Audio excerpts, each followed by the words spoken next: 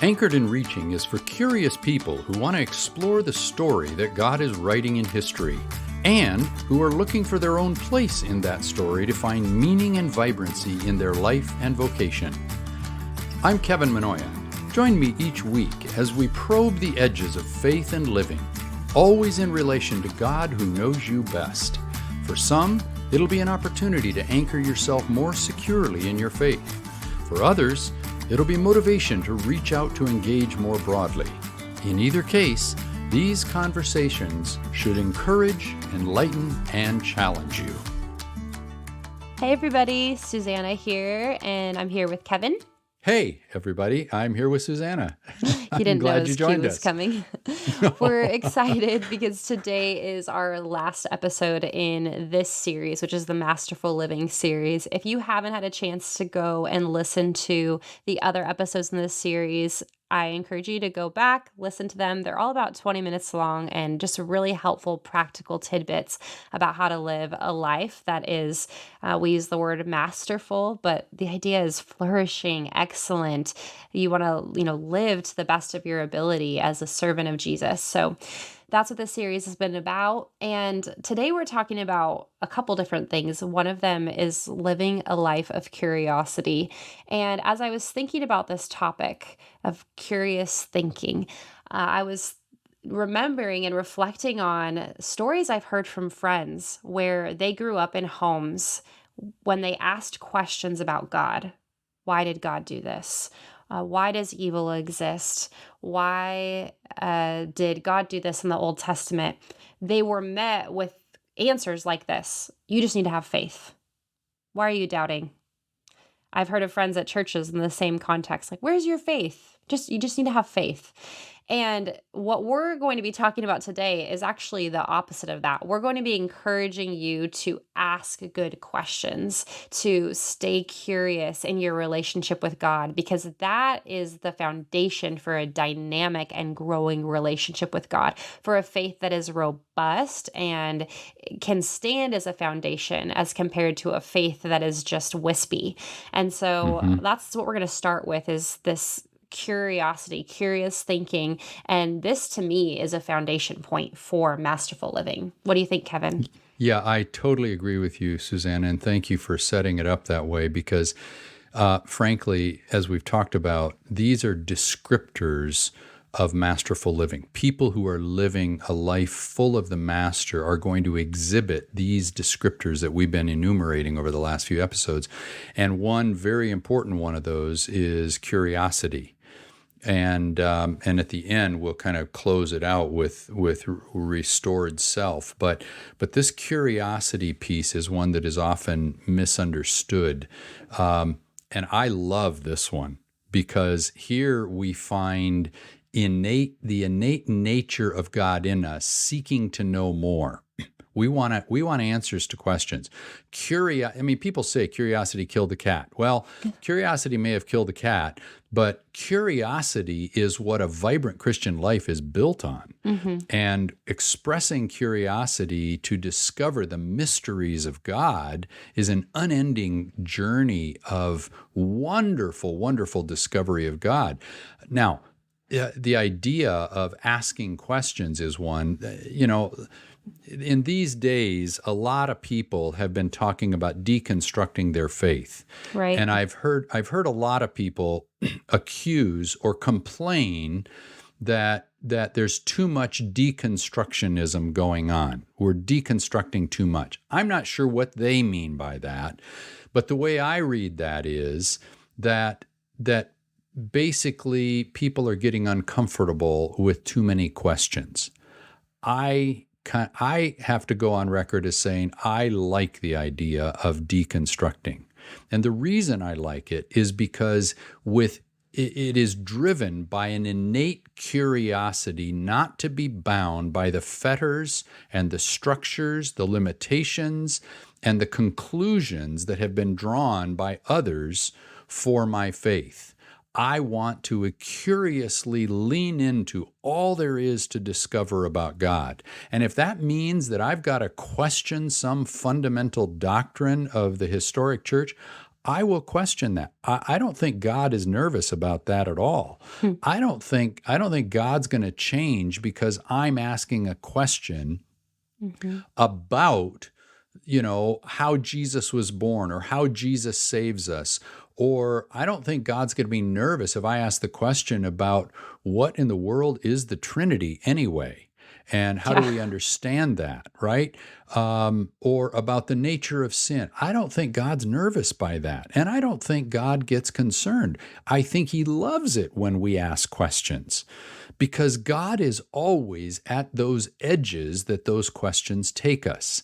So for me, curiosity is just a wonderful manifestation of a deep longing, a deep hunger to know all I can know about God. And that may manifest in deconstructing some doctrinal faith system that maybe exists out there. And that's fine by me. Now, for me, though, in the curiosity, I know some presuppositions that I cling to, some centered set thinking, and that is that there is a God. God did create. God remains involved in God's own creation through the person and work of Jesus Christ.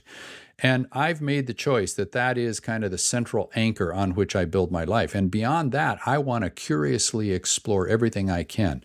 For an academic, that means exploring all there is to explore in your discipline, asking questions, challenging things.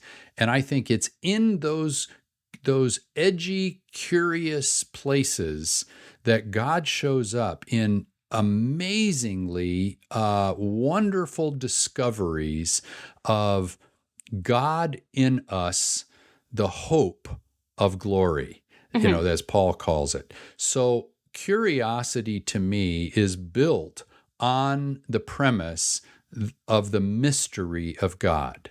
And I get to discover the mystery of God. Now, that's way beyond my imagination. Job told us that, in Job 38. Where were you when he records the words of God? Where were you when I created the foundations of the earth? Where were you when I hung the stars in the sky? Where were you? So God reminds us of how great God is. And that's a mystery worth discovering. And I will go on any treasure hunt I can to find the richness and the treasures of that mystery that Paul even describes, because I know that that's going to help me understand more of who God is and how I can relate to God. So curious thinking to me is an absolutely wonderful, exciting journey of discovery. And man, I just hope a lot of people commit themselves to this treasure hunt. And it's a descriptor of people who truly are being increasingly filled with the Master. They're naturally going to be fueled in their curiosity. So, yeah, in answer to your question and the scenario you set up, absolutely, I agree with what you're saying. It's a long answer to a short question. Um, yeah, I mean, I think of the verse Psalm 27 for one thing I ask of the Lord, that will I seek, that I may gaze upon the beauty all the days of my life. Actually, it doesn't go that way. That I may be in the house of the Lord all the days of my life, to gaze upon his beauty and to inquire in his temple. Mm-hmm. And I bring this verse up all the time, but this is a relational posture of gazing on the beauty of the Lord and inquiring after his temple, or in his temple, depending on which version you have. It's a relational posture of, again, worshiping his beauty, but asking questions. We're invited to inquire after, to seek after Mm-hmm. that mystery, and bringing it back to the conversation about deconstruction, because that's really died out in popular conversation, but it was really, really a big deal for a while here at the beginning of 2023. And I understand why people are afraid of deconstruction, because there really is this kind of, for lack of a better word, like spirit or posture of questioning and poking holes at everything that can lead to us eventually kicking down the entire wall of our faith. But there's a difference between kicking down the wall of our faith and really evaluating whether or not the bricks that make up that wall are all supposed to be there. And I think for a Christian to actually be a mature believer, not someone who just inherits the belief system of their parents, not someone who just has a wispy faith, like I said before, before, but a mature believer, you have to evaluate those bricks in the foundation of your faith to know if they are actually supposed to be there. So you mentioned some of the bricks in your foundation, right? That God created the world, some of these different theological presuppositions that are really important. Jesus is the way to the Father. But there are other bricks that I've personally had to pick out of my foundation. And in order to do that, I had to deconstruct a little bit, right? But it was Hmm. all to the end of reconstructing my faith in a more mature way. And I personally think deconstruction is very healthy for the Christian, with the understanding that we're not just going in and kicking walls down for the sake of doing Hmm. it. We're doing it again in this relational posture where we're sitting at the feet of God, we're inquiring after his temple, and we're saying, I want to have the most mature, robust faith that I can. And I know that in order to do that, I need to ask good questions. Yeah, very well put. I mean, you've probably gotten these questions. I know I have both. Especially as a dean and as a pastor. Yeah, what are you teaching my children? Hmm. Why are you teaching them X, Y, or Z? I believe this, and you should teach them that. Well, that's not really the role and function. And Christian universities get this all the time, especially the religion departments. You talk to any faculty member in a religion department, they're fraught with complaints coming from parents because you know many schools, especially in a more Wesleyan and holiness stream of the church, they tend to want to lead people to ask these kinds of questions as a way to strengthen faith. In order to do that, it's not a matter of teaching students how to think. It's a matter of what to think. It's a matter of teaching them how to think Hmm. and making sure that Christ is at the center. In every group that I've led, I've said, I want to go to the edges. One of the prerequisites of this small group is we will go to the edges. We will ask the hard questions. We will challenge things, but we will always come back to the center of Jesus Christ. Hmm. That's a presupposition we start with. And that Hmm. gives us freedom to go there. So, there are a lot of people who may think that Christian discipleship is all about teaching people what to think about the Bible and about God and so forth. In reality, it's more partnering with the Spirit in leading them in discovering how to think and how to ask questions, because I've got the faith that God is going to reveal the Spirit and the Son in those conversations. And that's why curiosity is such a wonderful treasure hunt in my way of thinking. I mean, Hmm. you just got through teaching a course on theology. And Hmm. my hunch is that a lot of that was guiding discussions in how do you discover this about God and what are the questions we need to be asking? Where does that lead us?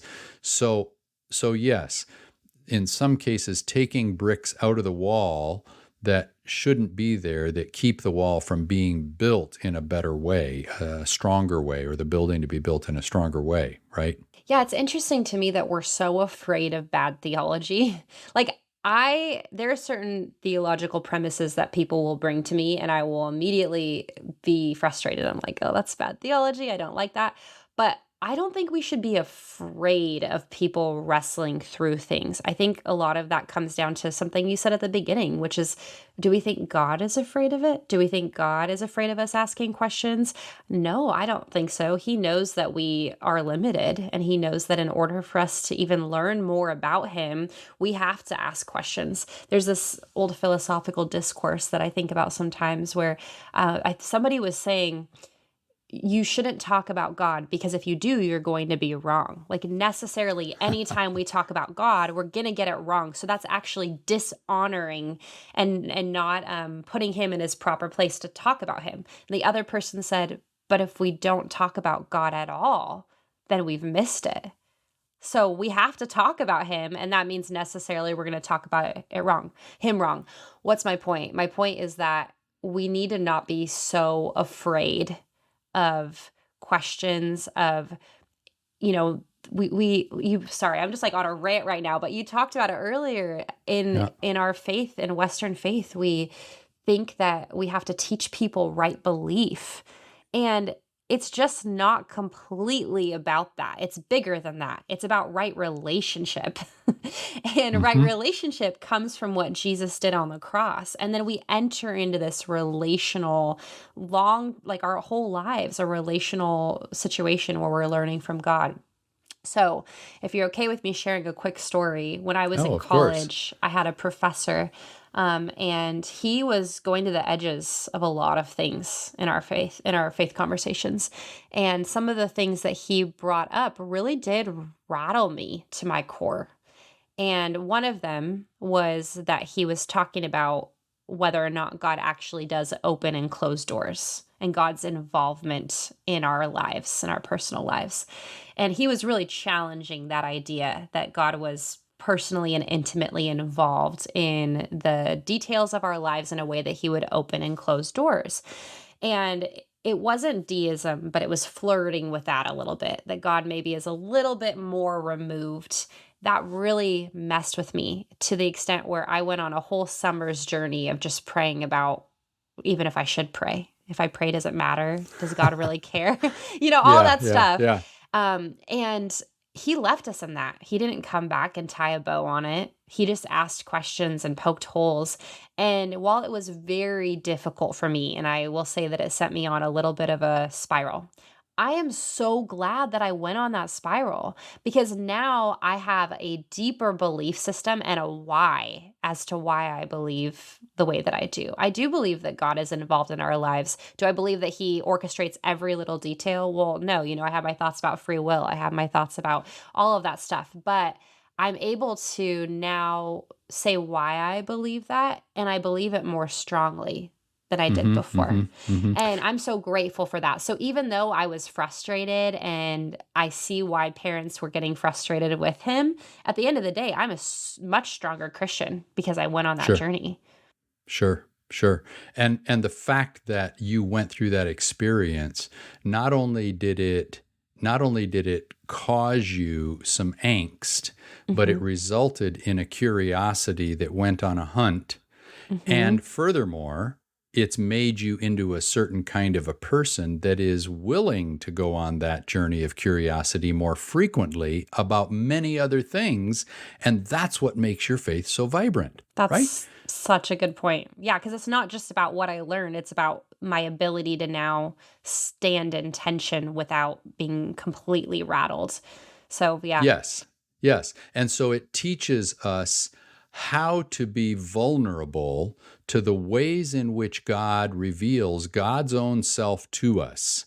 Mhm. As long as we have this shell around us of tidy doctrinal propositional religion that all fits nicely together, and we're afraid to poke holes. We're afraid to ask questions. We're afraid to pursue the curiosity that's innate within us.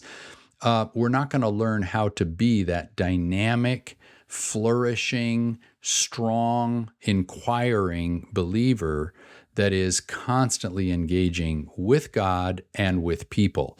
So it Mhm. teaches us how to be a disciple of Jesus. I mean, I don't see the disciples rolling over and just sort of not questioning things. They're questioning all the time. I mean, even Mhm. Zechariah in John's announcement, how am I going to know that this is going to happen? Mary, when she was told that she was going to give birth, how's this going to happen? Mhm. I mean, there's a curiosity there, and those are just basic questions. And on the finer points, today with some of the nuanced things that you're talking about, yeah, does God open every door? And some of the profs, the one you're talking about, I think I may know, and that prof is gonna go to the edges, Mhm. and and I think God is in the edges. Now, it's Mhm. not an irresponsible throwing caution to the wind, and it's certainly not a journey that we try to urge people onto whose faith may not be ready to walk on that level Mhm. of extending themselves. I mean, this is something that causes growth, and we can't just assume that everybody is going to be asking the same question. So there's got to be a lot of humility in this. There's got to Sure. be a lot of grace in this. There's got to be a lot of understanding that we are different people, different places, different circumstances, and even different patterns of thinking. Hmm. Okay, you draw a conclusion about this that you read in Scripture and you see in life. I come to a different trajectory and different pattern of thinking, but you are still part of the kingdom because I believe Sure. God is in those places. Yeah, I think that's a good point because I've processed about how there are different personalities, right, that are at work here. And some personalities they just lean more toward black or white. And you and Yeah. our personalities lean toward nuance. Does that make one better than the other? No. But you just want to make sure that you give yourself permission to live out a relational faith that isn't afraid of asking questions if necessary. Yes, yes, well put. And it's a good conclusion to this particular descriptor because God is inherently relational. Christian faith is inherently relational. There are propositional elements to it, but it is inherently relational first. Mhm. And the minute we forget that, then we become just religious people. And Yeah. that's not what God has called us to. He's called us to this vibrancy. And that kind of leads into this final, in the last couple of minutes, that the descriptor of a restored self comes as a result of this journey of curiosity, exploration, and formation that results at God's hand. Our self is being restored into the image that God intended for us. And I told a group of faculty members actually today, I was meeting with them, the best definition for salvation that I have is it is the restoration of the image of God in us. And that's a journey wherein God is putting back together the parts of our lives and the disintegrated brokenness back into wholeness as he first imagined us to be when he created us. He created us as whole. He created us as integrated. Because of our fallen condition and our selfishness, we have become broken, we have become disintegrated, and so salvation is that journey by means of curiosity and exploration of discovering the wholeness of God, which is the way God intended us to begin with. And as we walk this journey of salvation, fueled by our curiosity, we are then being restored into God's intention for us, and the image in us is being restored, and the disintegration is being integrated, and the compartmentalization is being decompartmentalized, and the brokenness is becoming whole. I'm getting twisted in my words, but you get the point. This is the Yes. journey toward a restored self, and that to me is the journey of living a masterful life. I love that. The restoration of the image of God in you. We're all Hmm. created in the image of God, every single one of us. But as we go on the journey of salvation from that moment of justification to the redemptive work that God does in our life through sanctification and all of that stuff, really it's going from the image of God to the likeness of Jesus. Hmm. That's the Hmm. journey that we're going on. And so Hmm. Hmm. I really love that. Well, this has been a good series, Susanna, and I'm really glad we've been able to talk about these things as descriptors of masterful living, living full of the master, increasingly reflecting the nature and priorities of the master in us. And I'm really hopeful that people will take advantage of some of the resource. Not only email us, podcast@anchoredandreaching.com. Did we say that already in this episode? I don't know if we did, Can't say it but enough. I can't say it enough. Okay. But the other thing is, I want to encourage you, if you're listening to this and have more questions, we've talked about the fact that there is a book out there by this name, Masterful Living, and I think there's a Mhm. link in the show notes to this. There's also a video series called Masterful Living that you can go to, and I think the link is in the show notes as well. So if any one of these things piques your interest and you want to go deeper, then go to the book or go to the video series. Certainly email us at podcast@anchoredandreaching.com. We want to engage. We want to dialogue about these things. But this sort of wraps up this series. It's been really good to talk about these things. I would say, actually, Susanna, in what you were saying a minute ago about each of us is different, not better, that's a great statement pointing us toward the next series that we're going to be beginning now, and it's called The Diversity of Unity. And we're going to be talking with different kinds of church leaders from a variety of traditions and talking about how they're each unique, how they're different, but one is not better than the other. And that requires a healthy understanding of the big picture of God that I'm going to lay out in the introduction, so that we see that all of us are part of the body of Christ. And so I hope you'll keep subscribing and sharing this with other people to subscribe as we engage in that series. But for this one on Masterful Living, it's been a joy. Thank you, Susanna. And anything you want to say, wrapping it up and then signing us off? I'm so excited for those conversations. I think that now is a great time for us to sit across from people, all of us, even in your personal life, go sit across from someone who's from a different church tradition than you and actually curiously ask questions. Try not to judge. Try to understand the body of Christ being so much bigger than our personal, areas. So, yeah, well, a little spoiler on that. In the first couple of episodes, I'm going to be talking to a surgeon who is going to explain to us the body, the human body, and the diversity in the human body, and how we can't exist without that diversity as a model for the diversity of the church. So there you go. Love that. Yeah. There you go. Hey, everybody. Thanks for joining us. Again, email us, but hope you join us in the subsequent episodes of Anchored in Reaching. See you next time. Bye-bye. Let me encourage you to keep leaning into the wonderful adventure of becoming all that God has envisioned for you to be. Anchoring yourself in a secure identity, you reach with confidence to engage with people and daily life all around you. Allow your curiosity to explore and find God in the edges.